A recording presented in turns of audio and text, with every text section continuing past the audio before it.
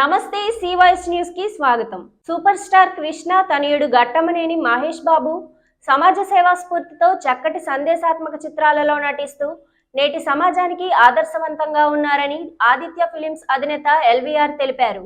ఏలూరులోని Aditya films కార్యాలయంలో నూతన సంవత్సరం పురస్కరించుకొని మురళీకృష్ణ మహేష్ యువసేన ఆధ్వర్యంలో ఆ సంస్థ అధ్యక్షులు బవిరిశెట్టి మురళీకృష్ణ అధ్యక్షతన మహేష్ బాబు చిత్రపటాలతో కూడిన నూతన సంవత్సర క్యాలెండర్లను ఎల్వీఆర్ ఆవిష్కరించారు.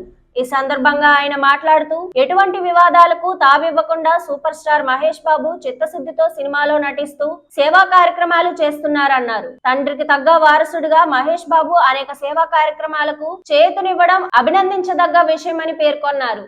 అదేవిధంగా జంగారెడ్డిగూడెం మహేష్ బాబు పేరు తలవగానే మాకు గుర్తు వచ్చేది బవిరిశెట్టి మురళీకృష్ణ అని అన్నారు.